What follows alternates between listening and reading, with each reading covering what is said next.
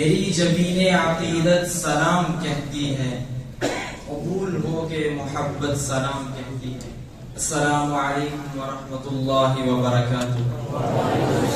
الحمد للہ العلیم الخبیر المتقن نظام العالم بلا معین ونصیر، ونشهد أن لا إله إلا الله وحده لا شريك له في نقير ولا قطمير، ونشهد أن سيدنا ومولانا محمدا عبده ورسوله الذي هدانا بكتاب منير ودعانا إلى الله بالإنذار والتبشير، صلى الله عليه وعلى آله وصحبه أجمعين ما دامت الكواكب تسير، أما بعد فأعوذ بالله من الشيطان الرجيم، بسم الله الرحمن الرحيم۔ الرحمن علم القرآن خلق الإنسان علمه البيان، قال النبي صلى الله عليه وسلم إن من البيان لسحرا، وقال النبي صلى الله عليه وسلم إن من الشعر لحكمة۔ خدا کے نام سے جلسے کا ہم آغاز کرتے ہیں، خدا کے نام سے جلسے کا ہم آغاز کرتے ہیں، وہی مالک ہیں ہم اس کے کرم پہ ناز کرتے ہیں، اسی کے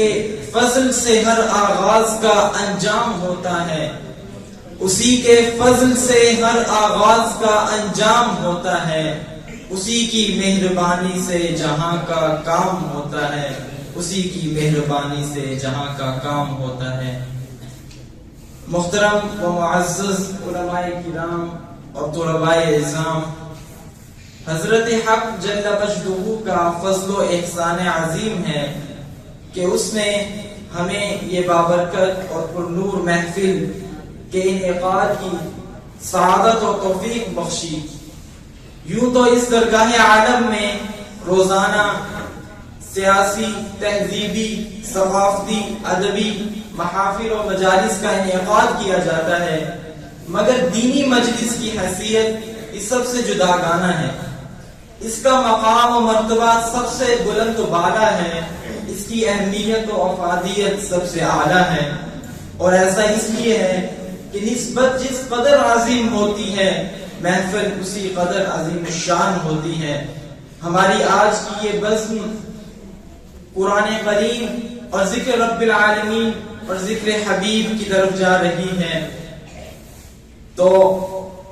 اس لیے کہ ہمارے ذی وقار کالی کملی والے ہمارے آقا و مولا جناب محمد مصطفیٰ صلی اللہ علیہ وسلم ہمیں یہ جاں فضا مجدہ سنا گئے کہ جہاں کہیں ایسی بابرکت محفل منعقد کی جاتی ہے تو فرشتوں جیسی نورانی مخلوق اس کو اپنے جلووں میں لے لیتی ہے۔ تو میں یہ طلباء سے یہ کہنا چاہتا ہوں کہ ادب سے آؤ، ادب سے بیٹھو، ادب کرو، یہ ادب کی جا ہے، یہ ایسی ویسی نہیں ہے محفل، یہ بزم مصطفیٰ ہے۔